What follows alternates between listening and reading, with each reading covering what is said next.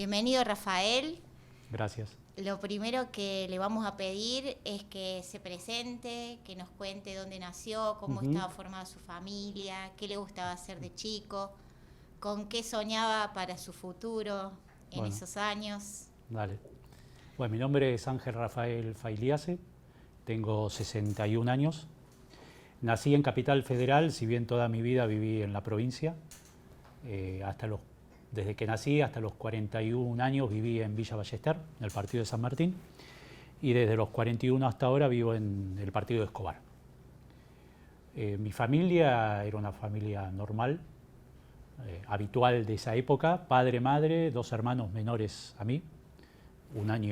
Somos 3 varones, nos llevamos 1 año de diferencia, yo soy el mayor. Estudié tanto la primaria como la secundaria en Villa Ballester, en el Instituto Leopoldo Lugones o Hölterschule, porque era un colegio con idioma alemán de Villa Ballester. Y luego, una vez terminado el servicio militar y la guerra, empecé la universidad. Estudié para contador público en la Universidad Católica Argentina y me recibí ahí de contador público. De chico, era algo normal, jugaba al fútbol, al hockey, iba al club, llevaba una vida normal hasta que, empezó el servicio militar, que en esa época era era el shock que te daba la salida de la adolescencia y ya pasabas a la adultez. Luego vino la etapa de la guerra y ya después me sumergí en lo que fue mi estudio secundario, universitario. Después me casé, después tuve hijos y acá estoy. ¿Y tuvo alguna vocación artística en algún momento? Nada. Nada artístico, nada. ¿Y nada.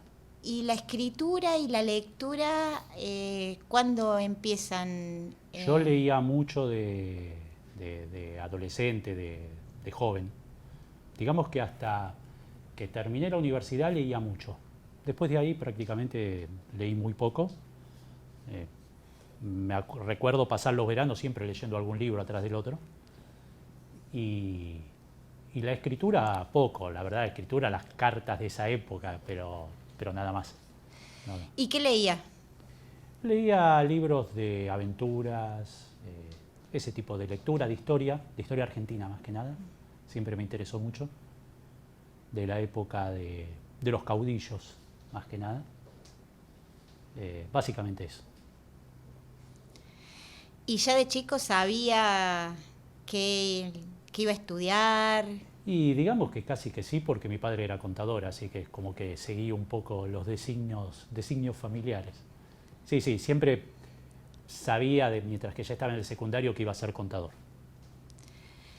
¿Qué sabía de la guerra de las Islas Malvinas antes del 2 de abril de 1982? Creo que hay etapas. Antes del 2 de abril, lo poco que uno estudiado tenía conocimiento en el colegio. La verdad no era mucho.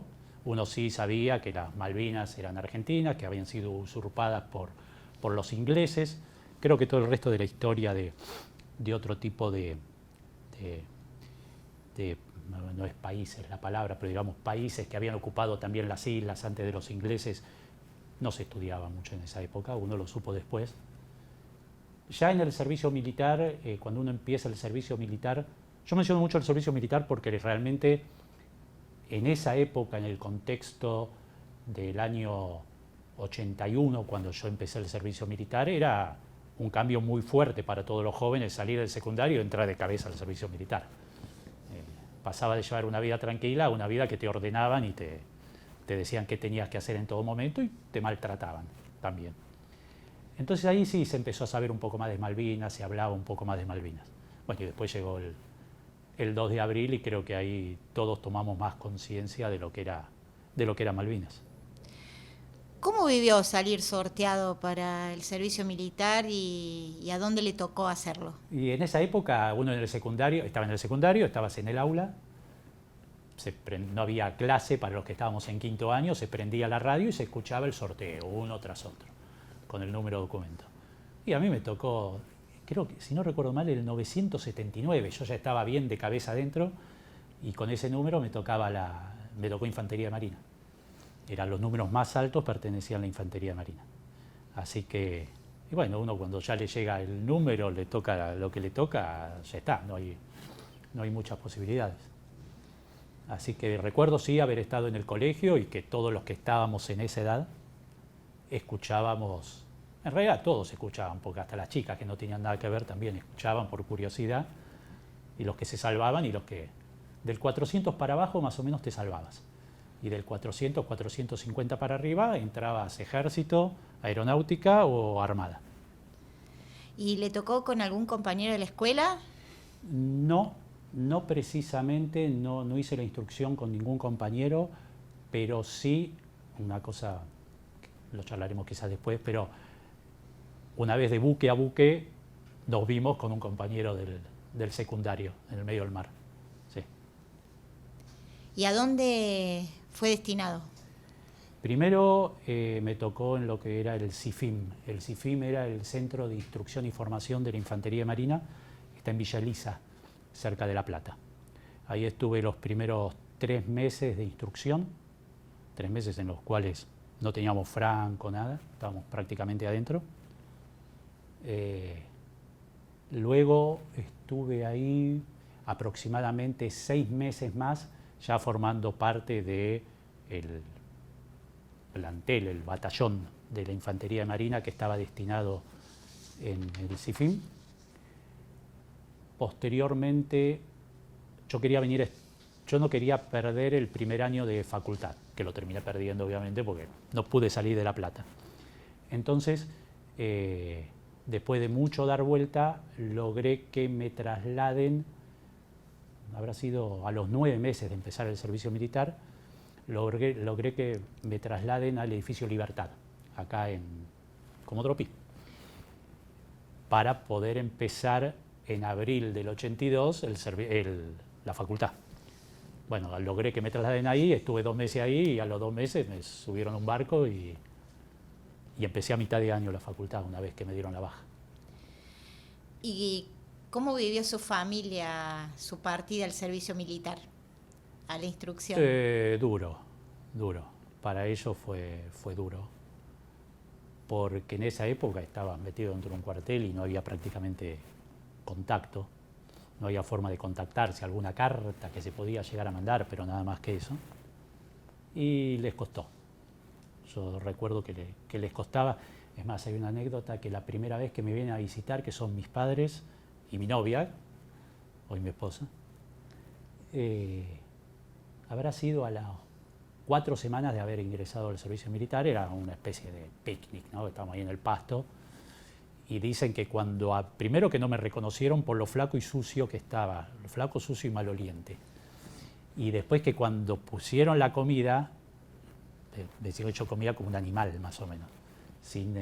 O sea que había perdido muchos modales de los que eran habituales o estándar en esa época. Así que para ellos fue impresionante, yo ni me di cuenta de eso, obviamente. ¿Y en qué consistía la instrucción? Y la instrucción era, a ver, yo lo puedo opinar desde ahora quizá un poco distinto de lo que lo viví ahí. La instrucción era, te tenían que domar, te tenías que acostumbrar a recibir órdenes y cumplirlas sin ningún tipo de pensamiento con respecto a lo que te decían. Si te decían, te tirás arriba de ese cargo, te tirabas arriba del cargo. O sea, primero había una etapa que te lavaban la cabeza, lo podemos decir así, te lavaban la cabeza. Y después estaba la parte de uso de las armas, combate, ejercicios de combate.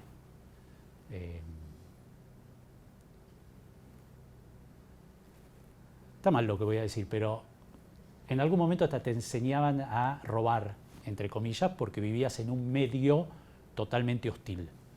El medio hostil era, si yo te puedo robar cuando estás durmiendo, la bolsa con tu equipo te la robo porque después la vendo. Entonces eso sucedía mucho en ese lugar. Es más, a mí me pasó una vez que durmiendo me cortaron la bolsa y me sacaron parte del equipamiento.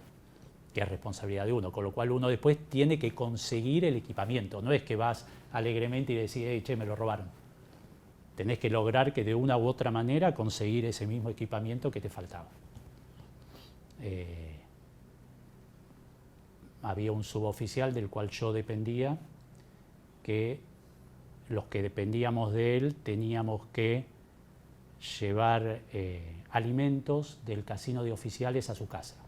Él vivía a 2 kilómetros del cuartel, entonces él arreglaba que nosotros íbamos, retirábamos esas bolsas de 50 kilos de papel de harina, esas grandotas, llenas de comida, y teníamos que ir caminando por un lugar que pasábamos entre 2 guardias, que él hablaba con los guardias para que podamos pasar, y llevar y entregárselo a la mujer, a la esposa, no sé.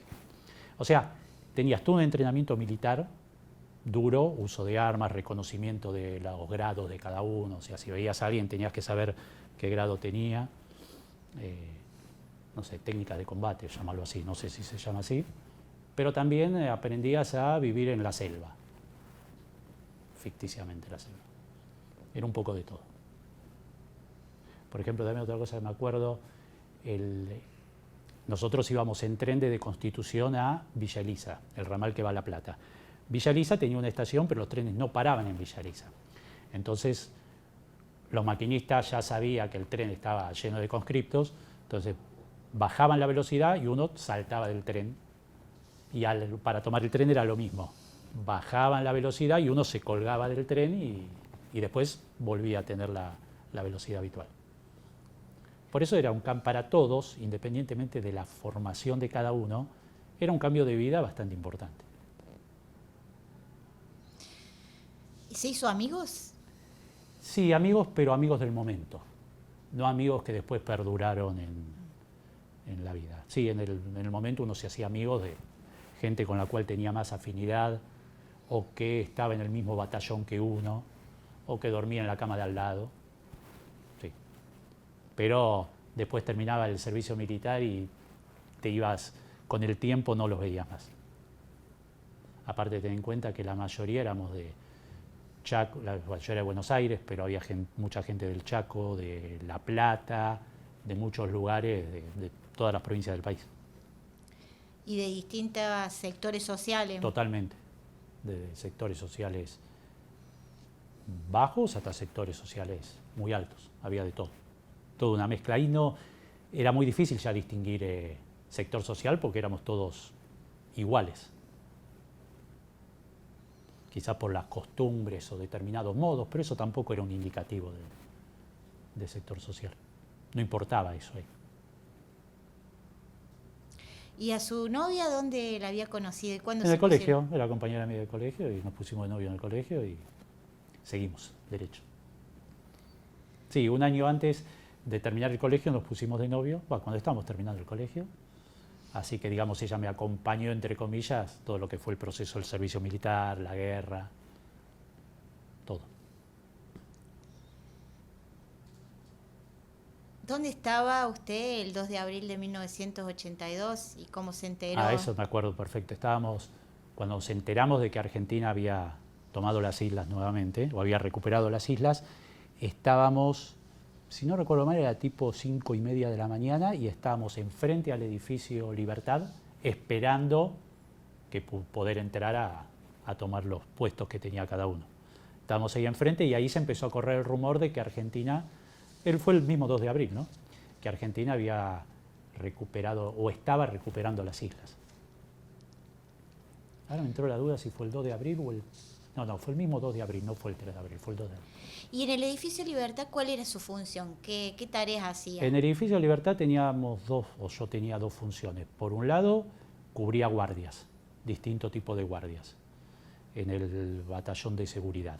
Y por otro lado, cumplía en determinados momentos determinadas tareas administrativas. ¿Y cómo consiguió ese traslado al edificio Libertad? Y había que hinchar, que golpear, que ser insistente hasta cansar a la gente y a veces después de cansar a la gente uno lograba que, bueno, dale, no me hinches más, te consigo el pase. ¿Y la noticia de la recuperación, cómo la vivieron ustedes? ¿Cómo se Bien. vivía ahí en el edificio Libertad?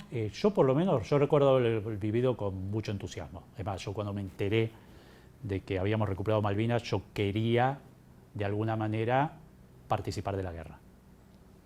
No sé, una vez cuando tiene 18, 19 años, ve las cosas distintas de lo que lo puede llegar a ver cuando es más grande. Y en ese momento, yo creo que uno sentía que era un momento histórico. Tenías compañeros que se preocupaban, y tenías otros compañeros que eran neutros y otros que también estaban contentos, podemos llamarlo así. Sí. Igual en el edificio creo que también había que separar en la gente que era militar de carrera. Había gente preocupada porque podía llegar a perder sus privilegios y podía llegar a tener que ser destinado a una guerra para la cual muchos no habían hecho la carrera militar para ir a la guerra. Eso es algo que me impresionó mucho, una escena en el barco cuando hunden al Belgrano y estábamos en una situación de conflicto en ese momento. La flota se estaba dirigiendo estaba haciendo una operación sobre las islas, eso me enteré después, pero un suboficial, éramos varios soldados, y recuerdo patente un suboficial que sacó la pistola, la puso arriba de un tacho y se puso a llorar porque él dijo, yo no me puse a hacer esta carrera para morirme en una guerra. Y eso fue muy impactante para los que estábamos ahí porque éramos conscriptos. O sea, era muy mezclados los sentimientos. Había gente muy seria, muy profesional y gente que no le había impactado bien la noticia de la recuperación de las islas, por lo que podía llegar a pasar después. Perdón, dijiste pérdida de privilegios. No, cuando cuando quiero decir pérdida de privilegios, quiero decir están muy cómodos en un edificio cumpliendo un horario y que eso no es lo que es ser militar en el fondo. Y tenías mucha probabilidad de ser destinado a un punto de combate o de conflicto. ¿Y cómo es convocado? Yo no recuerdo la fecha exacta, pero fue alrededor del 6-7 de abril. Yo cuando ingresé al servicio militar completás una ficha y entre todas las preguntas, una era si sabía hablar algún idioma. Y yo había puesto inglés, el inglés del secundario. ¿Okay? El inglés del secundario es un inglés básico y elemental. Entonces, la Marina en ese momento empezó a buscar en sus cuadros, si se dice así, empezó a buscar en sus cuadros gente que sabía hablar inglés para embarcarlos en la flota de mar y para que intentaran escuchar los mensajes que teóricamente se mandaban entre sí los ingleses. Entonces a todos los que habíamos puesto que sabíamos de una u otra manera hablar inglés, nos convocaron para destinarnos a la flota de mar. Eso fue, yo calculo que fue el 6 o 7 de abril, más o menos. Yo ese día había salido de Franco y me llamó uno de mis compañeros para avisarme que había llegado el telegrama convocándome. Yo me puse muy contento. En mi familia empezó un velorio más o menos en ese momento. Mi novia por suerte me acompañó, no le gustaba para nada la situación, pero me acompañó. Así que recuerdo que ese día salí a comprar algunas cosas que dije, bueno, vamos a tratar de comprar, no sé, porque el equipamiento tampoco era bueno, entonces decía, bueno, me compro una camiseta o algo de comer que no sea perecedero y demás. Y me presenté al día siguiente que me tenía que presentar. Y de allí a mí y a un par más nos mandaron en tren a Puerto Belgrano. Teníamos que tomar el tren a Puerto Belgrano y bueno, presentarnos en la base naval de Puerto Belgrano. ¿Y ustedes en la instrucción habían hecho algo embarcados? Bueno, no, esa era la gran paradoja porque nosotros éramos infantes de marina. De barco, nada, porque el infante de marina lo sumo desembarca, pero en el barco no cumple ninguna tarea ni nada, es parte de lo que lleva el barco. Entonces de barco no sabíamos absolutamente nada. No habíamos sido entrenados en nada de barco, habíamos sido entrenados en lo que hace la infantería marina, que es más combatir en tierra que... ¿Y en natación habían tenido algún...? Nada, cero. Cero, no, nada. ¿Había navegado alguna vez? Buena pregunta, la verdad que creo que no me lo planteé nunca. No, que yo sepa no, pero, o sea, militarmente, haciendo el servicio militar, no, seguro. Pero en forma privada creo que tampoco. No, no, nunca. Así es que llegamos a Puerto Belgrano y ahí nos teníamos que juntar en un punto específico de la base naval y nos empezaron, éramos un grupo grande que venía de distintos destinos y nos empezaron a destinar a distintos barcos de la flota, de los buques. Yo digo barco, pero en realidad se decía buques. Recuerdo también que cuando íbamos en tren para allá y habíamos llegado, había un par de muchachos que estaban analizando seriamente, bueno, les digo muy formal, analizando seriamente, querían desertar directamente, porque no querían llegar a ese punto. Y entre la mayoría los convencimos, o creo que los convencimos, porque después no lo vi más, que no lo hicieran porque las consecuencias de desertar en esa época eran serias. Te buscaban, te encontraban y ibas adentro. Adentro, que decir, preso dentro de un cuartel. ¿Y cómo fue la despedida con su familia, su novia? La verdad, no lo recuerdo. Uno borra mucho de esos momentos, muchísimos. Y no recuerdo concretamente cómo fue. Creo que me acompañaron hasta Constitución, que es de donde salimos, pero mucho más no lo recuerdo. ¿Y a qué buque fue destinado? A mí me tocó el buque tanque Ara Punta Médanos. Era el buque de abastecimiento de la flota. El buque tanque Punta Médanos llevaba combustible para la flota. Llevaba todo. Después nos enteramos que era uno de los objetivos de la flota inglesa. Los objetivos eran el Belgrano por el símbolo que implicaba el Belgrano. A mí siempre me impresionó ver al Belgrano en Puerto Belgrano, amarrado, porque tendía un cartel en la torre de mando que decía irse a pique antes de arriar el pabellón. Y así fue dicho y hecho. Se fue a pique antes de rendirse.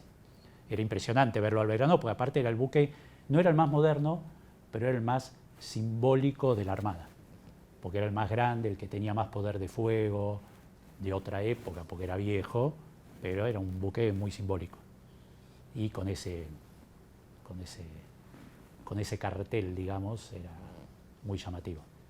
A mí me tocó, bueno, el buque tanque Punta Médanos, que era junto con el Belgrano y el portaaviones 25 de Mayo, después nos enteramos que eran los 3 objetivos que tenía la flota inglesa. Y entre estos soldados conscriptos que sabían hablar inglés, que habían ido juntos hasta Puerto Belgrano, ¿tenía algún conocido? No, ninguno. No, para nada.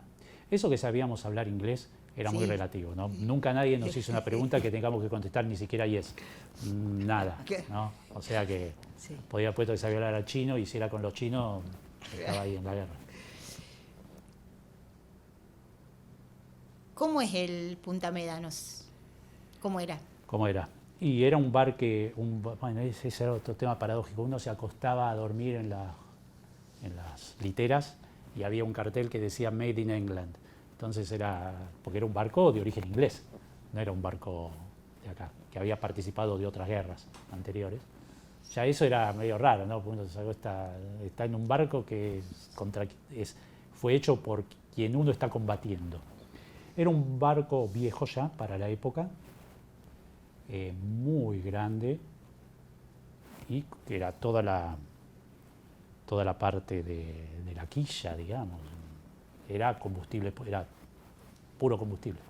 Era el combustible que necesitaban los otros barcos para seguir navegando y no tener que ir a puerto. O sea, entrar, salir. Y era un barco, yo no me acuerdo cuántos éramos en el Punta Médanos, éramos,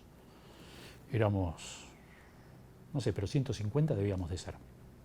El Belgrano eran muchísimos más. Estaba súper poblado. ¿Y a dónde dormían? Dormíamos en camarotes, pero eran camarotes de hacer 30, 40 literas, que bueno, uno cuando no estaba de guardia o con alguna tarea específica, dormíamos ahí. ¿Cómo fue acostumbrarse a la vida en el buque sin haber tenido entrenamiento previo? Yo siempre digo que uno, como si uno tenía 18, 19, bueno, 19 concretamente en ese momento, es bastante inconsciente y absorbe mucho mejor los cambios que si tuviera que ser más grande. Con lo cual, uno se acostumbraba. Igual, al principio fue complicado porque yo era infante de marina, yo iba vestido de verde. En el barco el uniforme verde no existía, el uniforme era el azul, el celeste del marinero. Entre infantería de marina y la marina había lo que se puede decir una pica, porque uno decían que los otros no servían para nada, esas cosas clásicas, como si fueran dos equipos de fútbol. Entonces cuando yo llego, los conscriptos, digamos, lo primero que pensaron es que era el trompa, el que tocaba la trompeta. ¿Por qué? Porque el anterior también tenía un uniforme verde y se había ido. Entonces pensaban que yo era el que iba a tocar la trompeta. No, nada. Y después, cada vez que el barco entraba y salía de puerto, todo el barco, toda la tripulación se formaba en el barco, en el puente, en las distintas zonas del barco, para entrar a puerto, porque se entraba formado. Y como yo tenía un uniforme verde y no daba con el resto, me ponían bien atrás. Yo en general no tenía que ser visto porque es como que alteraba el paisaje. Pero salvo eso, que era más cómico que otra cosa, aunque tenía su condimento, me fui acostumbrando rápido. También yo en esa época era de los más antiguos en lo que es la parte militar o la conscripción. Más antiguo, ya por ser más antiguo, pesa más que ser de los nuevos. Entonces, a mí me faltaban, cuando empezó la guerra, me faltaba 2 meses para irme de baja. O un mes para irme de baja. Entonces ya era de los últimos que quedaban de mi clase. El resto eran todos posteriores, con lo cual eso, entre comillas, te daba un poco más de respeto entre el resto de los conscriptos, no de los oficiales, suboficiales o cabos que había, porque era otra galaxia. ¿Qué tareas le tocó hacer en el buque? Bueno, eran varias. Por un lado, escuchar la radio. Cubríamos determinados horarios, eran turnos de 4 horas. Hacíamos 4 horas de guardia, 4 horas de descanso, otro tipo de trabajo. Pero el primero era escuchar la radio, que era claro cuando uno entraba a la sala de radio, y te lo decían los militares que estaban en ese momento ahí, que no íbamos a escuchar ninguna conversación de barcos ingleses, porque uno dando vuelta es como lo que eran las radios de antes, que uno giraba la perilla. Bueno, uno tenía que ir girando una perilla de una radio hasta que escuchara algún ruido que podía significar alguna conversación en inglés.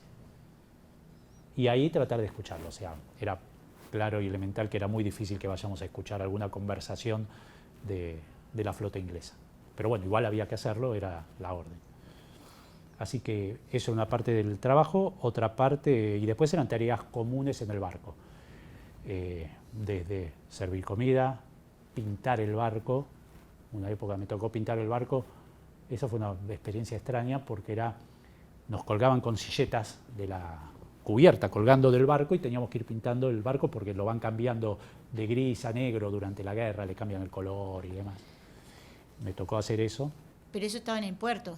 No, navegando. Navegando. Era navegando en el medio del océano, uno estaba colgado, obviamente los conscriptos estábamos colgados, y íbamos pintando con una brocha y una latita de pintura. Y el barco iba navegando despacio, pero iba navegando, no estaba quieto.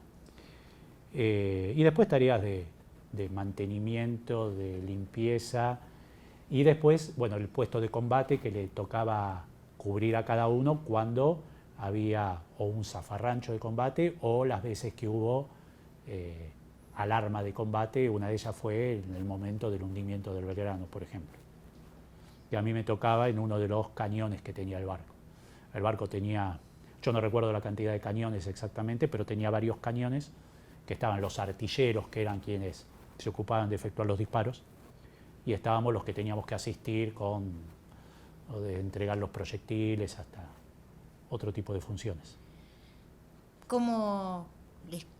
¿Cómo vivieron ustedes la noticia del hundimiento del Belgrano? A ver, fue un momento, no sé si duro es la palabra, pero fue un momento medio choqueante, porque en el momento de lo que después nos enteramos que habían hundido al Belgrano, nosotros estábamos en medio del océano abasteciendo a un destructor y una corbeta, si no recuerdo mal, o 2 destructores. Y hubo una maniobra brusca, se sacaron las mangueras de aprovisionamiento, algunas se cortaron, que era el procedimiento de emergencia, otras se sacaron, y el barco cambió de rumbo violentamente y empezó a navegar. Nos enteramos al poco tiempo que en ese momento la flota estaba haciendo se estaba aproximando, estaba ya a la altura de las islas, porque iba a entrar en combate, y a raíz del hundimiento del Belgrano deciden retirar la flota. Es justamente uno de esos artículos que les dejé ahí, en lo que después leí mucho tiempo después en un diario que mencionaba exactamente eso que estaba pasando en ese momento. Así que en ese momento, bueno, el barco enfiló para el continente. Hubo un par de escaramuzas de combate, lo que nos contaron, a ver, uno era conscripto, se enteraba de poco y nada, tenía que cumplir órdenes y punto. Lo que nos dijeron después es que había un submarino inglés siguiendo al barco, el barco igual iba siempre escoltado por 1 o 2 destructores o 1 o 2 corbetas, primero porque era, si explotaban, hundían al buque de abastecimiento, se terminaba la independencia que tenía la flota en el mar. Y segundo, porque el barco, hasta donde yo recuerdo, no tenía sonar. ¿Qué quiere decir? Que el barco no sabía cuáles eran las profundidades. Entonces tenía que ir acompañado de 2 buques más modernos que no solo lo cuidaban, sino que también le marcaban las alturas para que no choque nada en el fondo del mar. Así que, bueno, eso fue el momento del hundimiento del Belgrano y la retirada hacia la costa. ¿Y ahí hasta dónde habían llegado? De vuelta, lo que puedo contar es algo que uno escuchó, sí, recuerda, pero cero precisión. Porque obviamente primero éramos soldados, no sabíamos nada. Pero teóricamente la flota estaba al norte de las islas, ya a la altura de las islas y al norte. ¿Y recuerda haber visto el archipiélago? En algún momento nos dijeron que eso que se veía a lo lejos era de las islas. Ajá. ¿Verdad o no? No lo sé. Sí. No lo puedo decir. Pero se supone que en algún momento sí. ¿Y cuándo es que zarpan del puerto? ¿En la primera vez? Sí. Si no recuerdo mal, fue alrededor del 10 de abril, más o menos. Día más, día menos. Y después teníamos días navegando, y días en los cuales el barco volvía, se reaprovisionaba y volvía a salir enseguida a navegar. ¿Y usted se acostumbró bien al movimiento del barco? ¿No se mareó? No, sí, la verdad que sí, excepto la última noche o algo así, porque el barco, gran casualidad, cuando se hunde al Belgrano y el barco vuelve para la costa, se le rompe una turbina. Eso hace que el barco tenga que entrar a mantenimiento unos días en Puerto Madryn, porque no podía llegar a Puerto Belgrano. Nos remolcan hasta Puerto Madryn, el barco amarra en Puerto Madryn y ahí reparan la turbina. Volvemos a salir una vez que la turbina está reparada y cuando finaliza la guerra, el barco en el medio del mar vuelve a romper las turbinas y se queda sin conducción, o sea, no podía navegar para ningún lado, estaba, como se dice, al garete, creo que se dice, y nos empiezan a remolcar hacia la costa. Cuando nos empiezan a remolcar hacia la costa viene una tormenta tremenda que no te pueden remolcar más. Entonces, yo recuerdo esa noche, porque fue la única noche que realmente dije, uy, acá el barco se da vuelta. Y fue la vez que más me costó acostumbrar al movimiento del barco, porque realmente el barco, si bien era grande y pesado, volaba arriba de las olas. Pero bueno, pasó, salió bien, después no hubo problemas. Esa fue la única vez que me sentí mal. Después no. Fue normal, independientemente de las condiciones del mar o la situación puntual de la guerra en ese momento y demás. ¿Usted tenía algún conocido en la tripulación del Belgrano? No, en la tripulación del Belgrano no conocía a nadie. Sí conocí en la tripulación de otros barcos, de destructores y demás, pero no del Belgrano. Porque inclusive, hasta donde creo recordar, algunos que mandaron que teóricamente sabían inglés los terminaron bajando porque no había lugar suficiente, habían superpoblado el Belgrano. Tenían más gente de la que podía llegar a tener. O sea que gente que subieron a último momento la terminaron bajando porque no había lugar. En esa tarea habitual que hacía de escucha de la radio, Sí. ¿alguna vez escuchó algo significativo? No, sí, conversaciones en inglés, pero nunca daban la pauta de que fuera los buques ingleses comunicándose entre sí. A ver, es muy difícil contar la situación, pero cuando uno ve el equipo que le toca adelante, el equipo de radio, y lo que tiene que hacer, se da cuenta que difícilmente la lógica indica que uno va a escuchar al enemigo hablando en inglés abiertamente, que lo pueda captar una frecuencia de radio. Sí, escuchábamos cosas en inglés, pero nada que tenga vinculación real con la guerra. Estos desperfectos que tuvo el Punta Médanos, ¿tienen que ver con los años que tenía, con la falta de mantenimiento, con un uso? De vuelta, difícil de saber para un conscripto. Sí, Las versiones que corrían en ese momento entre nosotros era que era un barco viejo y que las turbinas ya no daban más. Es más, el Punta Médanos, al poco tiempo que terminó la guerra, pasó a desguace. Directamente lo desarmaron y no existió más como barco. Eso por un lado, el uso excesivo y presionado que se le dio, porque cuando estaba yendo para las islas y cuando empezó a volver de las islas, iba lo que se decía toda máquina y aparentemente ya no lo soportaba el barco eso. Y también había versiones que decían que lo rompieron a propósito para salir de la zona de conflicto, para no quedar en la zona de conflicto. ¿Cuál de todas ellas era cierta? Yo no lo puedo decir.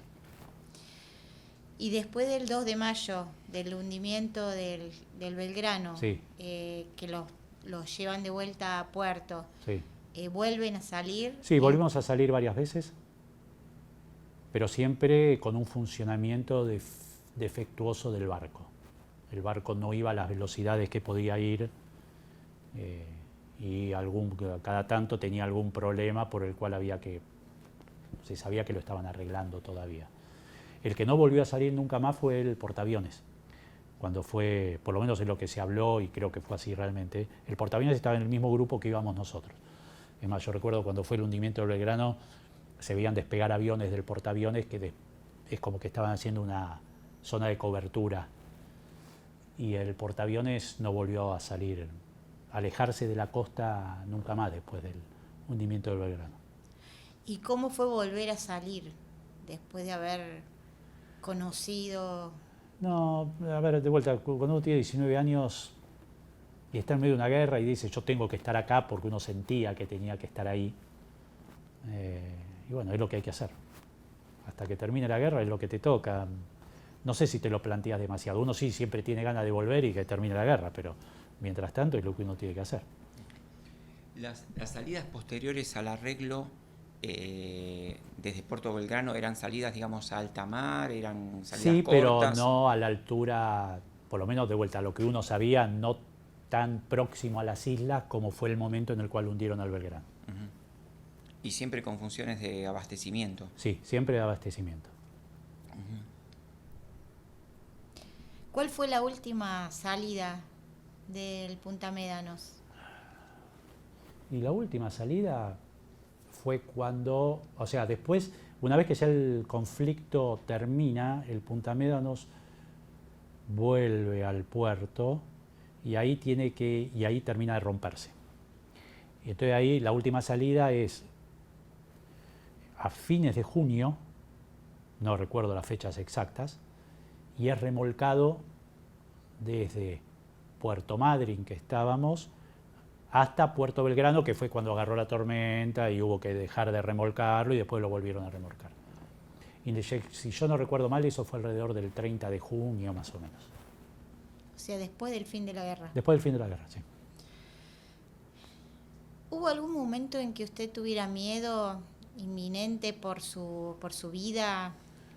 Yo no recuerdo haber tenido miedo, y creo que tiene que ver de vuelta con lo que les venía contando. Creo que uno era medio inconsciente en ese momento y tenés 19 años, si te matan, no dejas ninguna responsabilidad tras tuyo. Bueno, sí, dejas una novia, dejas unos padres, unos hermanos, pero no tenés una familia y unos hijos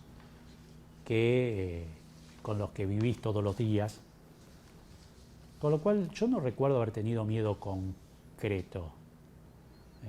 Sí recuerdo que muchas veces lo que hablábamos entre varios, bueno, si te toca morir, que sea rápido e indoloro, pero no llegar al punto de tener miedo por lo que era la guerra en sí.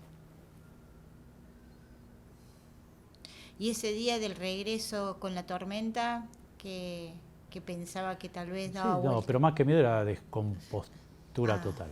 Claro. Sí. Y el saber que uno estaba así, al garete, era un poco más preocupante que si el barco fuera en medio de una tormenta por donde quería ir, ¿no? Iba por donde lo llevaba el oleaje. Desde el Punta Médanos, ¿tuvieron contacto con las otras fuerzas? ¿Vieron algún despliegue? No, a ver, desde el Punta Médanos teníamos contacto con los otros barcos, sí, permanente. Uh-huh. No con el ejército nunca. Fuerza Aérea sí, se veían muchas veces pasar aviones. Algunos aviones eran navales y otros aviones eran de la Fuerza Aérea en sí. Pero no un contacto puntual. Tenías contacto con helicópteros, sí, pero helicópteros que venían a traer correspondencia, por ejemplo, o a llevarse a algún enfermo, lastimado o lo que fuere. ¿Tuvieron casos de heridos a bordo? Sí, pero heridos por accidentes. Ajá. No heridos por acciones de combate propiamente dichas, sino que por accidentes, por golpes, por ese tipo de cosas. En las navegaciones, ¿hay oportunidad para, además de hacer lo que hay que hacer, percibir la belleza del entorno? Sí, una de las cosas que a mí más me impresionaron es lo hermoso que es la Patagonia desde el mar. La Patagonia vista desde el mar argentino es tremendo, es espectacular. Eso me acuerdo que cuando nos acercábamos por X motivo a la costa patagónica pelada, no donde están las ciudades, sino lo que es la Patagonia en sí, es espectacular. La cantidad de islas, islotes, la fauna marina que tiene. Muchas veces al barco lo acompañaban o delfines u otro tipo de especies marinas. Sí. En algunos momentos uno se distraía. Es más, en algún momento que el barco, nos pasó una vez, el barco, no recuerdo cuál fuera el motivo, estaba atracado cerca de la costa en una isla. Y estamos escuchando la radio porque la única radio que uno podía escuchar en el mar argentino era radio uruguaya. No escuchabas, si querías escuchar una radio argentina, imposible. Escuchabas la radio Colonia, lo que era en su momento, no sé si sigue existiendo, pero en su momento era Radio Colonia. Y nos habían hundido según la Radio Colonia. Según Radio Colonia, a nosotros había otro barco más de la flota, no sé si era el portaaviones, los ingleses habían anunciado que nos habían hundido. Y lo que ahí todos dijimos, uy, nuestra familia, van a estar todos preocupados porque nos hundieron y nada. ¿Y usted durante el tiempo que duró la guerra pudo hacer alguna comunicación telefónica? Y cuando atracábamos en puerto por un día, uno lo primero que hacía era, ni bien le daban autorización para salir del barco, era llamar por teléfono, hola, estoy en Puerto Belgrano, estoy bien, mañana salimos de nuevo. Eso, o mandar las cartas. A veces las cartas también las mandabas con el helicóptero que traía correspondencia, entregabas tus cartas. pero sino también te ibas a lo que era la estafeta postal de Puerto Belgrano y despachabas la correspondencia. ¿Cómo y en qué circunstancias empezó a escribir? ¿Por qué? ¿Y cómo hacía para...? Acordarse de eso. No, a ver, uno está solo, por más que está con sus compañeros, está solo en lo que es su entorno habitual, con lo cual también extraña mucho. Y entonces, bueno, una forma de comunicarse en esa época era escribiendo. Entonces ahí uno empieza a escribir. Yo no escribía habitualmente, pero bueno, creo que ahí daba para contar lo poco que uno realmente contaba de lo que le iba pasando. Hay una carta en la que usted pide que le manden libros. ¿Había tiempo de leer? Yo no recuerdo haber tenido tiempo de leer, pero los libros a veces ayudan a decir lo tengo, cuando pueda lo leo, y después uno no lo lee nunca. La verdad es eso. Pero es como que son temas familiares que uno puede tener, porque otras cosas no podés tener arriba de un barco. Podés tener libro, alguna carta, algo que te manden alguna vez de comida si es que llega, porque la mayoría no llegaba. Pero nada más que eso. ¿Qué significaban para usted las cartas de su familia, de su novia? Sí, ayudaban mucho porque era como volver a tomar contacto con el mundo. Uno cuando está en esa situación, arriba de un barco, en el medio del mar, es como que está en otro planeta prácticamente. Entonces por lo menos ayuda a volver al día a día y a donde uno espera volver cuando termine la guerra. Entonces era una forma de proyectar a dónde uno iba a ir. ¿Se acuerda del nombre de alguno de sus compañeros, soldados, conscriptos, de algún superior? Me acuerdo uno que yo tenía muy buena relación, Pablo Lima. Otro, un correntino, José, que con ellos dos seguimos en contacto. Todos los años alguna que otra vez nos ponemos en contacto y demás. Bueno, y después sí, pero son caras y nombres, no nada puntual. Ellos dos sí son los más. Y había un cabo, ahora no me acuerdo el nombre, pero ya no me acuerdo el nombre por la edad, ¿no? Ya uno pasa a los 60 y empieza a olvidarse muchas cosas, no solo por el tema del conflicto, que era el más cercano en edad y en realidad, en realidad quiero decir, estaba en la misma realidad que nosotros, a los que éramos los conscriptos. Era el más cercano, el que mejor nos trataba y el que más nos contaba cosas que sucedían y que él, por ser suboficial, bueno, cabo, sabía. Eso es lo que más me acuerdo. El resto eran nombres vacíos, no, por lo menos hoy. Y al momento de zarpar, cuando embarcaron por primera vez, ¿alguien les explicó la misión? No, a nosotros, a los soldados no. Sabías que ibas a la zona de conflicto, a lo que llamaban el teatro de operaciones. Pero nunca, como conscripto, nunca sabía lo que ibas a hacer. Vos estabas ahí, cumplías órdenes, y si preguntabas, así como preguntabas, salías volando. Así que no. Uno se acostumbraba a que mejor no preguntar mucho, y si se podía enterar por otros medios, se enteraba. ¿Cómo era la comida? Bien, normal, no era mala. A ver, para la situación no era mala. No era como los que estaban en las islas que no tenían comida o se la tenían que arreglar de otra manera. Teníamos comida suficiente para el momento. Bien. ¿Hubo alguna baja en el área Punta Médanos? Que yo recuerde, no. Pero de vuelta yo muchos recuerdos los tengo eliminados, digamos, pero no recuerdo que haya habido muchas bajas, que haya habido una baja.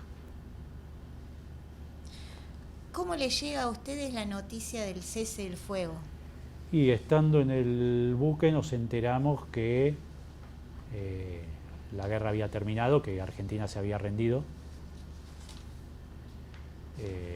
Punto. Yo recuerdo que no fue un momento alegre, porque bueno, uno estando ahí formando parte si bien uno siempre piensa en volver a su vida normal, pero también sabe que está ahí y que, no sé, uno sentía que tenía que estar ahí. Entonces, bueno, no fue una noticia alegre ni buena. Lo único que quizás sí fue bueno es decir, bueno, listo, se terminó, tarde o temprano volvemos. Eso sí. Cuando ustedes estaban amarrados en Puerto, ¿tenían algún tipo de contacto con las ciudades? Sí, en Puerto Madryn, que estuvimos varios días, la gente era muy solidaria, muy solidaria, y organizaron entre toda la población de Puerto Madryn ir a buscar, cada familia que se anotaba buscaba un conscripto o dos en el barco y se los llevaba a la casa a comer y a pasar un rato. Y así conocí a una gente que hoy sigo en contacto porque fui un par de veces a la casa, y eso ayudaba mucho a abstraerse de la realidad, por lo menos por unas horas, hasta que uno volvía al barco y volvía a zarpar. Sí, era la familia Bravo, me acuerdo, se llamaban Bravo, era Maida, que era la madre, y la verdad, uno casi la sentía como su madre, si bien la diferencia de edad no era tanta como fuera con la madre, pero sigue en Puerto Madryn, sigue viviendo en Puerto Madryn, el ex esposo Raúl también, y de los dos hijos, uno me encontré hace poco, casualmente por motivos laborales me lo crucé, que en ese momento era un chiquito, y la hija creo que sigue viviendo allá también. Y cuando ustedes salían a las casas, Sí. ¿Alguien les daba alguna recomendación acerca Sí. de cómo comportarse, qué hablar, qué decir? Sí, primero no podías hablar nada de lo que pasaba arriba del barco. Igual nosotros no sabíamos nada, pero bueno, no podías hablar nada y tenías que volverte a tal hora. Eso era muy estricto. Y respecto de lo que escribían en las cartas, ¿alguien les hacía alguna recomendación? Sí, obviamente no podríamos contar lo que pasaba, pero igual después, bueno, ahí yo le dejé una carta, aparecía lo que era la censura naval, que era que todas las cartas eran abiertas, y tachado con marcador negro todo lo que en las cartas que nosotros hacíamos podría ser información no conveniente, que no sé cuál era, pero en toda la correspondencia que recibíamos tachaban todo lo que podría bajar la moral del soldado, así nos decían. Visto hoy es una estupidez total, pero en esa época también era una estupidez, pero bueno, era otro mundo, hace 41 años era otro mundo. ¿Ese era el argumento? Esto de que Sí. bajar la moral del soldado, Sí. ¿lo decís después de la guerra o en ese momento se hablaba de eso? No, en ese momento, porque uno recibía la carta y de golpe la carta estaba abierta, vuelta a cerrar con un papel que decía censura naval, y cuando la abrías vos encontrabas párrafos tachados con marcador negro, que con buena luz y puesta tras luz lo leías perfecto, o sea, no servía de mucho, además. ¿Qué cosas podía decir? Y por ejemplo, a a mí me recuerdo que me tacharon cuando mi novia me contaba que había fallecido su abuelo. Eso lo habían... No había fallecido entonces. No, sí, para mí no había fallecido, pero era una noticia que a mí Claro. no me iba a afectar. Capaz me iba a afectar si me decían, falleció tu viejo. Claro. Pero que falleció el abuelo de mi novia, está bien, todo, perfecto, pobre. Pero no era algo que me iba a alterar Bueno, pero eran otras épocas. A ver, hoy uno lo ve de una manera porque vive en un mundo totalmente distinto. En esa época era un gobierno militar, los militares manejaban todo, no existían medios de comunicación, no existían redes sociales, era otro mundo. Entonces es como que, bueno, es así, punto. ¿Y a partir de qué momento empieza esta censura naval? Yo no recuerdo que haya sido al principio de la guerra, sino que fue más, si le queremos poner una fecha no precisa, fines de abril. Fines de abril, las primeras cartas no tenían ningún tipo de censura, no venían ni abiertas. Las siguientes, digamos de fines de abril, sí. ¿Cómo se sentía más cómodo, escribiendo cartas o hablando por teléfono? No, escribiendo. Porque hablar por teléfono era corto, dependía del momento, dependía de estados de ánimo, dependía si encontrabas a la persona o no. Estamos hablando de la época de telefonía pública. Había que ir a una cabina, esperar, hacer la cola, que era en el... Cuando había un pueblo cerca, bueno, uno trataba de ir al pueblo, por ejemplo a Punta Alta, en Puerto Belgrano. Pero si no, estabas en la base de Puerto Belgrano, que había 1 o 2 teléfonos y había que esperar. ¿Y en su casa había teléfono? Sí, sí. Y además estaban los otros que estaban escuchando la conversación. Aparte, todos escuchaban todo lo que hablábamos. Con todos escuchábamos todo. Y también te apuraban, porque los que venían atrás querían hablar. Claro. Entonces, más de 1 o 2 minutos no podías estar hablando. ¿Recibió encomiendas? Sí, recibí alguna encomienda. Supongo, si no recuerdo mal, creo que algún libro me mandaron. No recuerdo qué libro ni ahí. Y alguna galletita y algo de eso. Sí. ¿Y la comida llegó? De vuelta, creo que algunas llegaban y otras no llegaban. Era así, algunas llegaban y otras terminaban en otro lugar por el camino. Usted también pedía que le mandaran información de hockey. Claro, pues yo jugaba al hockey en Sociedad Alemana en esa época. Y bueno, sí, seguro que no recuerdo exactamente por qué, pero bueno, uno formaba parte de un equipo, formaba parte de un grupo y en este momento estaba alejado totalmente de ese grupo. Entonces, bueno, quería saber. ¿Y mantuvo algún contacto epistolar con los miembros del equipo? No que yo recuerde, no, para nada. Capaz que sí, pero no lo recuerdo. ¿Y después de la guerra volvió al equipo? Sí, sí, volví. Sí, seguí jugando hockey hasta los 25 años. A los 25 me casé y me dediqué a trabajar full time.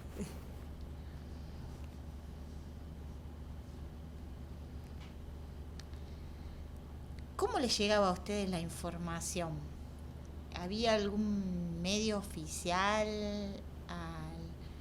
No, a ver, cuando estábamos navegando no había información, cero. Lo que pasaba fuera del ámbito del barco no sabíamos, no teníamos ni idea qué pasaba. Cuando llegábamos a puerto, bueno, se escuchaba alguna radio, porque ahí sí había señal de radio, o te contaban los de la base, o si ibas a Punta Alta o en su momento a Puerto Madryn, te enterabas ahí un poco, de esa manera. Pero no por vías oficiales, llamémoslo. Vías oficiales era poco y nada. Usted en alguna de sus cartas hace referencia a una cita de su póster. ¿A una? ¿Perdón? A una cita de un póster. Se ve que era algo muy importante para usted, una especie de pensamiento inspirador, algo relevante. ¿Se acuerda? No, para nada. No, ni siquiera de qué póster. Yo tenía en mi habitación póster, sí, como todo adolescente en esa época, o joven en esa época, pero no recuerdo ninguna cita especial. ¿Y se acuerda de qué pósters tenía? No, tenía mucho póster de fútbol, sí, la mayoría. Algo vinculado con el Papa también tenía. No recuerdo mucho más. ¿Usted era una persona creyente? Era católico, sí, soy católico. No soy muy practicante ni para tanto, pero sí soy católico. ¿Y en el buque hubo algún espacio de oración colectiva? ¿Tenían algún capellán? No, por lo menos, la verdad que hasta ahora no me lo planteé nunca si teníamos capellán, pero no, es más, si no salió ninguna de esas cartas, seguramente no. Pero no usted recuerdo. muchas veces invoca a Dios en los textos de sus cartas. Bueno, sí, Sí. puede ser porque formaba parte de la formación de uno y demás, pero hasta ahí.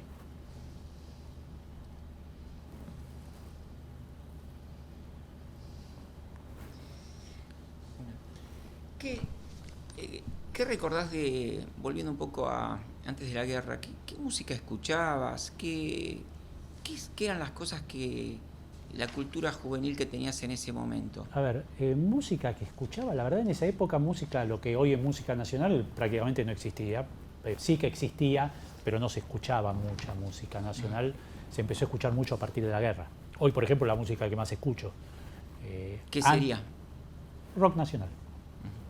Algo de folclore, pero bastante rock nacional. Pero en esa época si bien existía, no estaba, entre comillas, permitida, llamémoslo así. Recién en la guerra empezó de vuelta a explotar lo que era la música nacional. Sí el folclore, sí, pero no lo que era el rock nacional y demás. Se escuchaba, ¿qué escuchaba? Lo que escuchábamos, algunos grupos ingleses, que no me pregunten los nombres, porque yo tampoco le prestaba demasiada atención. Sí escuchaba música en inglés que no entendía, pero música, que era la que escuchábamos los jóvenes de esa época cuando ibas a bailar y eso, pero nada puntual. Y estando embarcado o estando ahí, digamos, en tierra, ¿se cantaba algo? No. Se... No, en el barco no, para nada. Sí, momentos... a ver, había alguna canción de la Armada cuando llegabas a puerto y cuando te ibas de puerto, pero bueno. Pero no, había algún muchacho que sí tenía alguna guitarra y de golpe se ponía a tocar un poco de música en algún momento en lo que era el comedor, pero no en forma organizada ni nada por el estilo. ¿Y te acordás algo de lo que cantaba o tocaba ese muchacho en esos momentos informales? Recuerdo que era folclore. Folclore. Pero no me pida mucha más precisión. Sí, recuerdo que era folclore. ¿Y había algún canto para realizar alguna tarea? No. Tampoco durante el servicio militar, cuando marchaban. Sí, en el servicio militar sí había cantos de vuelta vinculados con la marcha, con el servicio militar y demás. ¿La marcha de Malvinas también? Muy perdida. La marcha de Malvinas se cantaba, pero no era lo que más se cantaba. Más se cantaban las clásicas marchas militares, la marcha de San Lorenzo, la que se canta cuando se iza la bandera, el himno en las fechas patrias. Pero la de Malvinas diría segundo plano. ¿Cómo fue volver?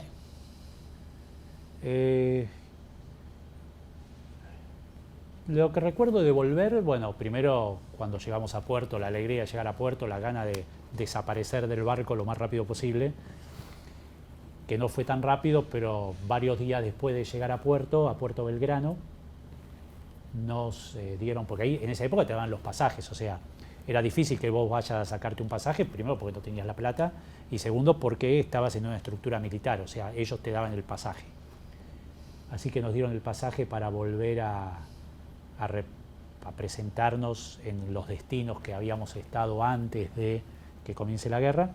Así que me vine en tren desde Punta Alta hasta Buenos Aires y ahí me fui a presentar al edificio Libertad. En el edificio Libertad directamente no nos dejaron entrar, le tuvimos que dar, si yo no recuerdo mal, lo que era la cédula militar, que era el documento. Vos cuando hacías el servicio militar entregabas tu DNI y te daban un carnet militar con tu número de conscripto. Entonces le tuve que entregar, no nos permitieron ni siquiera entrar al edificio y nos dijeron que nos iban a avisar en 10 días más o menos que pasemos a buscar el documento que nos daban de baja. Y más o menos fue así. O sea que llegamos, entregamos el carnet militar y así como estábamos tuvimos que devolver el equipamiento o parte del equipamiento que teníamos y no tengo muy claro si el equipamiento lo devolvimos ese día o cuando fuimos a buscar el DNI. No lo tengo muy claro. ¿Y esta ropa que usted trajo acá? Por eso, yo creo que fue cuando fuimos a buscar el DNI y que esta ropa quedó en el camino. ¿Esta es la que usted llevaba? Esta es la que yo llevaba en el barco, sí. Aparte llevaba ¿cómo se llamaba? No, gamulán, pero lo que era el sobre todo, el abrigo, los borcegos y el birrete. ¿Y la ropa blanca, como la del resto de sus compañeras, nunca la tuvo? ¿Ropa blanca es ropa interior o ropa de vestir de gala? De vestir de gala. Sí, esa la tenía, pero sí. no la podía usar porque la ropa del infante de marina es totalmente distinta a la ropa del marino de gala. La ropa del infante de marina era un uniforme azul con vivos rojos, con un gorro con visera, muy estilo a la que se veía en las películas de los Marines de Estados Unidos, muy parecida a ese uniforme de gala, con un cinturón blanco importante, y esa la tuve que devolver con zapatos, todo. eso hubo que devolverlo sin ningún tipo de miramientos. ¿Y hubo algún interrogatorio? ¿Alguien les hizo alguna indicación acerca de qué podían decir y qué no? Sí, no interrogatorio, sí que cuando volvimos y hicimos la entrega del documento y demás, nos dijeron que no podíamos contar absolutamente nada de lo que había pasado y que no apareciéramos más por el edificio. Punto. Que esperemos que nos avisen para ir a buscar el DNI para la baja. Fue algo así como diciendo, salí de acá, andate lejos, no molestes, borrón y cuenta nueva. ¿Y tuvieron que firmar algo comprometiéndose a eso?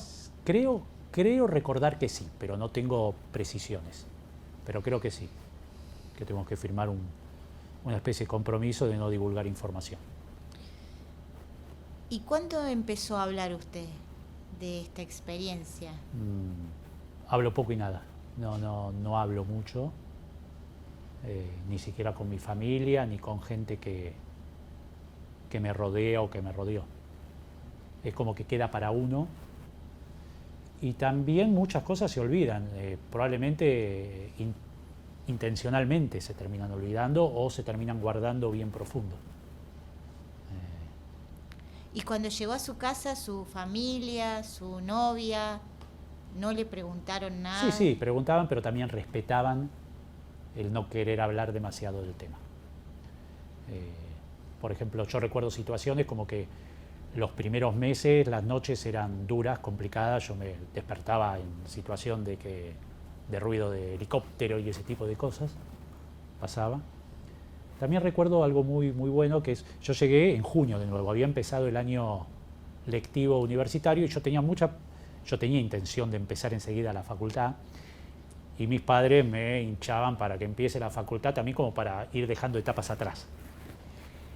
Y tenía un compañero que era compañero mío de hockey y había sido, no del colegio, era un grado menor a mí del colegio, que iba a la misma universidad y que me ayudó y me abrió todas las puertas de la universidad. O sea, él se ocupó de ir a hablar con cada uno de los profesores para contarles de dónde venía, que el primer semestre no lo había podido cursar y demás, y me ayudó muchísimo, me acompañaba los primeros días, íbamos juntos en tren, yo vivía en Ballester, él vivía en Malaber, Eugenio se llamaba, Eugenio Chinari, y me fue abriendo todas las puertas y me ayudó muchísimo a insertarme rápido en otra vida, digamos, y no detenerme mucho en lo que fue el pasado. ¿Y vos te sentías distinto en esto de que decís, me abrió las puertas? ¿Vos te sentías raro con respecto a los civiles? ¿Cómo te sentías entrando a la universidad? Y ten en cuenta que nosotros cuando volvimos en general nos taparon a todos. Es como que si bien uno podía sentir orgullo de lo que había hecho, lo tenía por otro lado, también estaba como censurado porque fuiste a una guerra y la perdieron. Mejor callémonos y no digamos nada.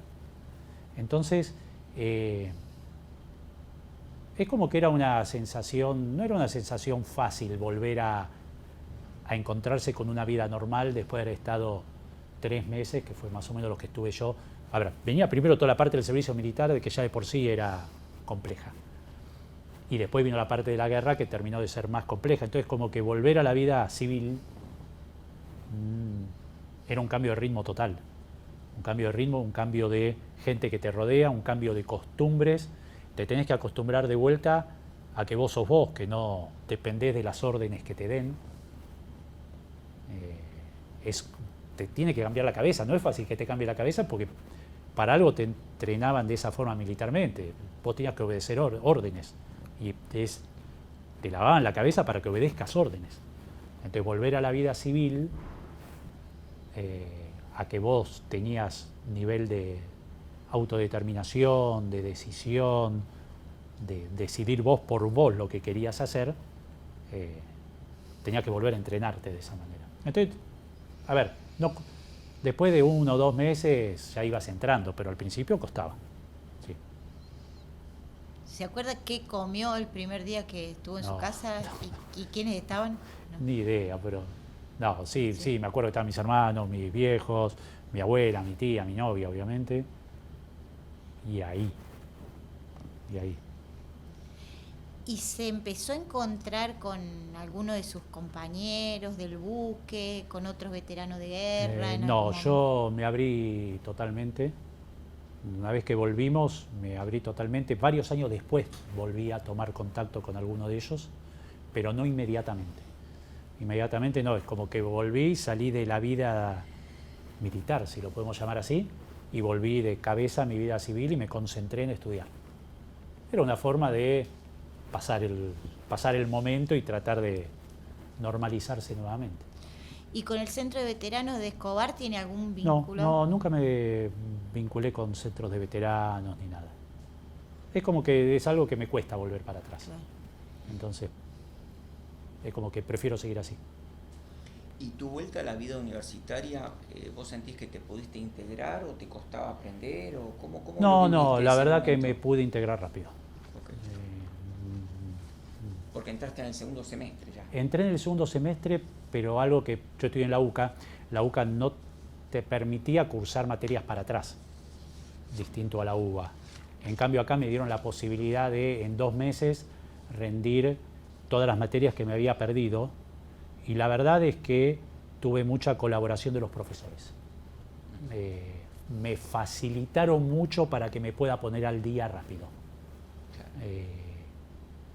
Me ayudaron mucho, la verdad es que me ayudaron mucho. Tuvieron en cuenta que de dónde venía, de la guerra, de toda esa situación, y no me pusieron obstáculos para que en 2 meses rindiera, que yo estudiaba, pero obviamente en 2 meses no puedes estudiar 5 materias que eran las que eran, y te tenían mucha benevolencia, llamémoslo. Además, me acuerdo una profesora que era la profesora de la parte contable, que la tuve los 2 semestres del primer año, Liliana López Mato, que me la encontré hace poco porque hoy justamente su empresa, la cual ella es una de las propietarias, es clienta del estudio del cual yo soy socio hoy, y ella no se acordaba obviamente, pero le conté, ella había sido una de las profesoras y fue una de las que más me ayudó a volver a insertarme. Era una profesora joven, yo tenía 19 y ella iba a tener 25 en esa época, y me ayudó muchísimo a insertarme rápido en la facultad. ¿Y por qué eligió la Católica, la Universidad Católica? Y ahí me vino más que nada direccionado por mis padres y demás, que preferían la Universidad Católica. No por una cuestión de catolicismo, sino por una cuestión quizás educativa y demás.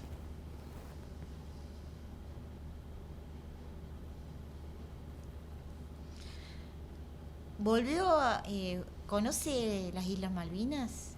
¿Tuvo la oportunidad de viajar? No fui nunca. No. Y hay algo que me tira de no ir a las Islas Malvinas. Es una estupidez, pero una vez lo leí y dijo, este tipo tiene razón. Uno lo puede juzgar, pero ir con tu pasaporte argentino para que te pongan un sello por entrar a las islas que son tuyas, es como que...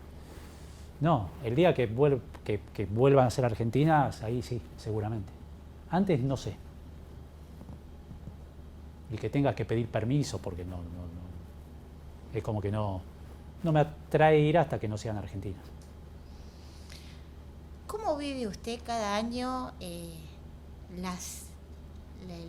periodo, lo que se llama temporada alta malvinera? Sí, y me conmueve toda esa etapa. Estoy distinto.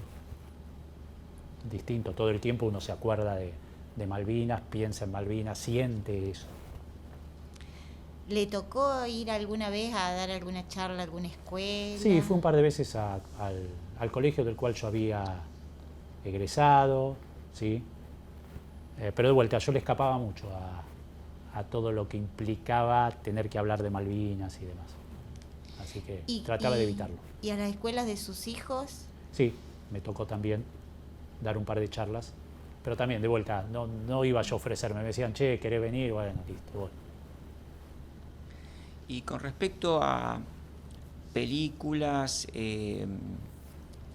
libros, la producción que se hizo de posguerra sobre Malvinas, ¿tuviste contacto? Películas. ¿Qué te parecieron? ¿Tenés alguna opinión de todo eso? Todas las películas que vi vinculadas a Malvinas, y leí varios libros, es más, estoy leyendo algunos, voy leyendo salteado. A ver, difícilmente me agarro un libro. Hubo uno que me pareció espectacular que escribió, Ricardo es el nombre, Herscher es el apellido, Las aventuras del Penélope. Me pareció un libro espectacular porque aparte muchas cosas eran vivencias muy parecidas a las que tuvimos nosotros. Ese libro me atrapó, lo leí, se lo recomendé a mis hijos, se los presté, todo. Es más, tengo que recuperarlo porque no sé por dónde anda dando vueltas. Y después el resto sí, los voy leyendo, pero los voy leyendo salteado. Leo un poco este, un poco otro. Películas vi varias. No me preguntes títulos porque sinceramente soy muy malo para eso. Pero sí, si aparece una película de Malvinas la miro. Me parecen todo lo que vi me pareció bueno, alguno un poco más actuado, otro menos, pero reflejan realidades, sentimientos, aunque sea parcialmente, pero reflejan vivencias personales de mucha gente. ¿Y hay alguna obra, alguna canción, algún poema, alguna imagen, algún libro, alguna película que lo represente a usted o que lo conmueva especialmente? No, este libro que te contaba. El del Penélope. El de Penélope. Ese sí. Ese me tocó bien, me pegó bien. A ver, después otros contar no. ¿Cómo? ¿En qué te...? Porque, a ver, era el que lo escribió, estaba en la Marina y le tocó participar durante la guerra en un barco que era un barco pesquero, pero que había sido incautado por la Marina para reaprovisionar las islas. Entonces todas las situaciones que iba viviendo, lo que le pasaba en el barco, o todas las vivencias y lo que sentía, eran muy, muy similar a lo que yo había sentido y había vivido. O sea, era como una forma de expresarme yo también al respecto. Por eso me atrapó mucho y hoy te diría que es de lo mejor que leí vinculado al tema. Porque fueron mis vivencias. Quizás si yo hubiera estado en un batallón en las islas, mis vivencias hubieran sido otras y este libro no me movía. ¿Y nunca se le ocurrió escribir su historia? No, me parece que hoy no es momento todavía. Si en algún momento se me ocurre, bueno, pero creo que por el momento no. Quizá porque también implica recordar muchas cosas que hay que ver si uno le es fácil recordar ese tipo de situaciones. ¿Y cómo vivió el 40 aniversario de la guerra? Y bueno, no te voy a decir que era igual que los otros aniversarios, fue un poco más distinto, fue especial, fue más significativo, pero bueno, se vivió, pasó. Creo que igual en definitiva 40 es un número, pero todos los aniversarios tienen un valor muy importante. ¿Y qué le pasó el año pasado cuando en la celebración del Campeonato Mundial de Fútbol miles de argentinos y de personas, incluso en otros lugares del mundo, cantaban por los pibes de Malvinas que jamás olvidaré? Y creo que es importante mencionarlo, importante recordarlo, porque fue un momento, una época de la historia del país que para los que participamos del conflicto fue un momento especial, más duro, menos duro, más traumático, menos traumático, pero fue un momento especial. O sea, desde la época colonial fue la única vez que Argentina se metió en una guerra, en serio. Entonces creo que se recuerde o que se le dé su lugar, no digo que tenga que ocupar todo el lugar, su lugar en la historia y en los recuerdos de celebraciones especiales del país, como el Campeonato Mundial, es importante. ¿Te quedó alguna secuela de la guerra en algún aspecto de tu vida, emocional, físico? No, físico nada, que yo sea consciente, nada, absolutamente nada. Y emocional, un poco, a ver, no querer hablar del tema mucho ya es una secuela. Probablemente parte de mi personalidad esté atado a ese momento. Parte de mi personalidad hoy en ser muy reservado con determinados temas, hasta acá llegamos y mucho más, no hablamos de infinidad de temas, tenga que ver con ese momento de la guerra, de ese momento de mi vida vinculado a la guerra. Pero no nada que Está bien, uno puede decir, bueno, eso es suficientemente traumático. Para mí no es tan traumático eso como tener pesadillas, que no las tengo, pero hoy no, al principio las tenía, hoy yo no tengo pesadillas vinculadas a la guerra o ese tipo de cosas. Así que te diría que nada que pueda ser tan desbalanceante. Ahora, vos tenés noción, digamos, de que hay otros que se han abierto más a contar, tal vez, Sí. digo, no sé. Sí, sí. ¿Eso lo tenés presente? Sí, sí. ¿Y sí. te preguntó, te generó alguna reflexión personal eso? No, porque, a ver, yo creo que cada uno es un individuo y cada uno lo vive de distintas maneras. Y es muy respetable el que quiere contar o el que puede, a veces no es solamente querer, es poder que te salga, poder de querer recordarlo. O sea, es tan respetable el que quiere o puede contarlo como el que quiere reservárselo o no puede o no quiere contarlo. Creo que todo forma parte del individuo, ¿no? de cada ser. ¿Tenés hijos? 3. Sí, 3. ¿De qué edades? 30, 28 y 23. Un varón y dos mujeres. ¿Y ellos, digamos, de alguna manera respetan esa reserva que vos tenés? ¿O te han molestado preguntando? No he molestado. A ver, no he molestado, pero en el fondo te sentís incómodo. Sí, mi hijo más que nada, mis hijas también, pero mi hijo más que nada no me reprocha porque lo hace muy cariñosamente, es médico, todo, o sea, tiene un cierto tacto para eso, pero me dice, vos no contás nada, algún día tenés que contar en serio. De vez en cuando me saca ese tema. Mis hijas también. Pero hasta ahí. No aceleran ni van a fondo ni nada. Es como que saben hasta dónde pueden llegar. Bien. ¿Y usted tuvo algún tratamiento médico No. por esta experiencia? No. Quizás médico no, psicológico quizás lo hubiera necesitado, pero quizás si lo hubiera hecho no me manejaría de otra manera ahora en todo lo vinculado a la guerra, pero no lo tuve. ¿Y puede dormir bien ahora? Sí, si no duermo bien no tiene que ver con Claro, la guerra, con por lo él, menos conscientemente. Sí. Claro. ¿Y qué pasó cuando te convocaron para esta entrevista? Y fue te mueve eso? un poco, estos últimos días te mueve un poco decir, uy, tengo que ir, tengo que contar lo que no cuento y que no voy a contar todo lo que puedo contar, pero no es porque no lo quiere decir, sino porque no sale.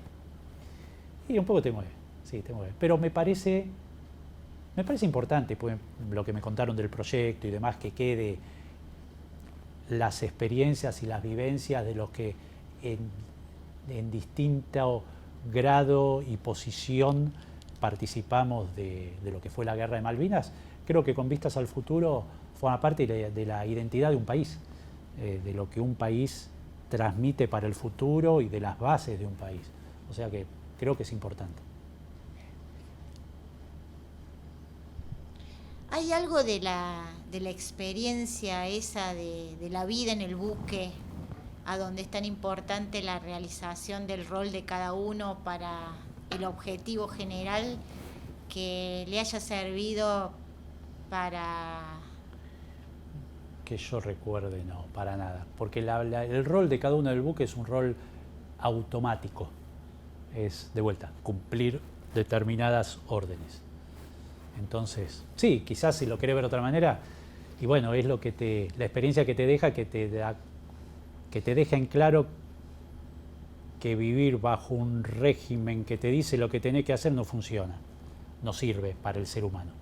Quizás eso, que el planteo de cómo era la parte militar, el servicio militar, la relación, no es útil para la persona ni para el país. Pero nada, no me dejó ninguna experiencia positiva, salvo decir, bueno, yo participé de la guerra, participé del conflicto, estoy orgulloso de haber estado ahí, de haber estado en el barco, de haber navegado la época de conflicto. Es una parte de la historia argentina que me hubiera dado cosas si me lo hubiera perdido. Y ahí. ¿Y vos sentís que hubo alguna diferencia entre los que ¿Eran soldados viejos y eran soldados jóvenes en el momento de estar en funciones dentro del teatro de operaciones? ¿Te tocó conocer conscriptos jóvenes, más jóvenes, digamos, de la 63? Sí, los conocí, pero a ver, lo que era a nivel conscripto, salvo eso que si yo soy más viejo que vos, como le decía en esa época, te aplico. Es decir, te aplico. Como yo soy más que vos, te aplico. Como decir, me tenés que obedecer, que no es así, porque no hay rango entre conscriptos, pero no había diferencias entre nosotros. No. Los de clase 63 eran lo mismo que los clase 62. Pero vos, digamos, no sentías que estabas más sólido o más ambientado en el entorno que ellos. No, porque de vuelta yo venía de infantería de marina y estaba metido dentro de la marina. En un barco. En un barco. Entonces Claro. yo del barco no sabía nada. Claro. Yo no venía ya navegando y haciendo mi servicio militar arriba de un barco. Entonces sabía lo que era. Tuve que aprender en un mes cosas que no las terminé de aprender nunca.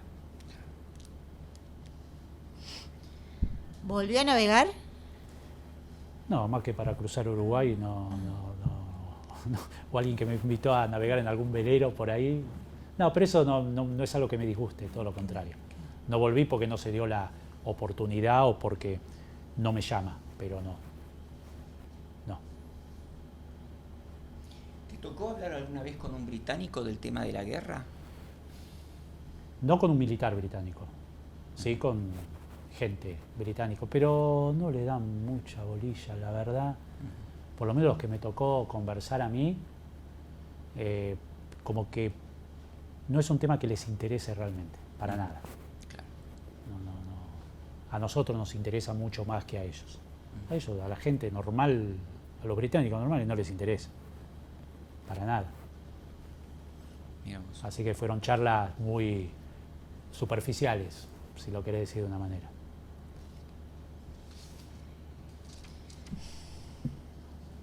Compañeros, ¿alguna pregunta? O capaz algo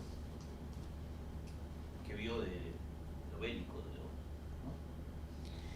¿no? Lo que vimos de lo bélico fue en la época del hundimiento del crucero,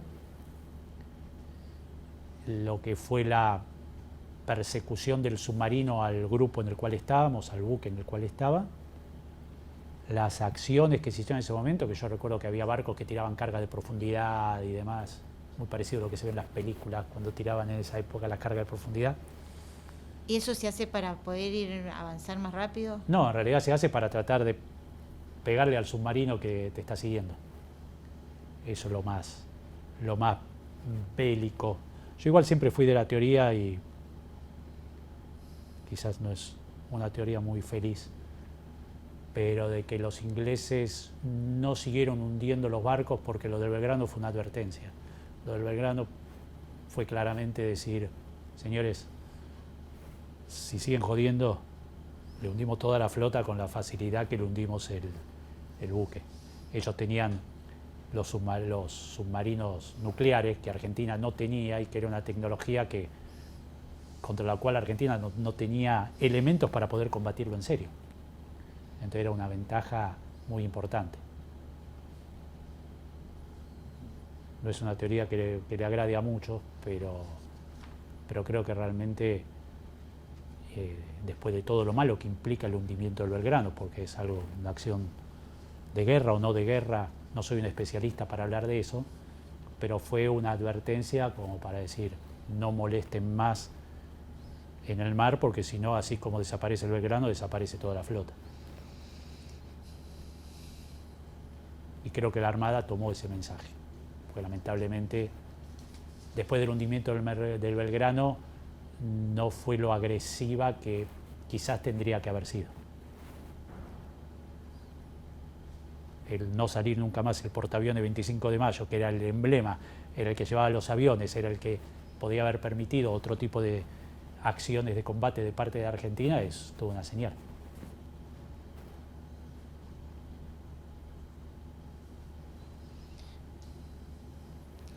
¿Hay algo importante que no le hayamos preguntado y que que quiera decir? No, no creo. No creo. No, creo que no quedó nada por ahí en el camino. Bueno, muchísimas gracias, Rafael. No, gracias a ustedes. Por este esfuerzo de venir a compartir su historia. No es un esfuerzo ahí. Gracias a ustedes, porque también la invitación creo que forma parte de lo que queda para el futuro de la historia de nuestro país. Y creo que esta tarea que ustedes están haciendo, que me contaron quienes me Gastón, Jazmín, que me propusieron de venir acá, creo que es importante porque son cosas que no figuran en los libros. Son hechos que no figuran en los libros y que se basan mucho en la vivencia de la gente, que quizás es más importante que lo que pueda figurar en los libros, porque es realmente lo que sintió o sintieron o sentimos los que tuvimos que participar de ese conflicto, que es la historia real. Muchas gracias. No.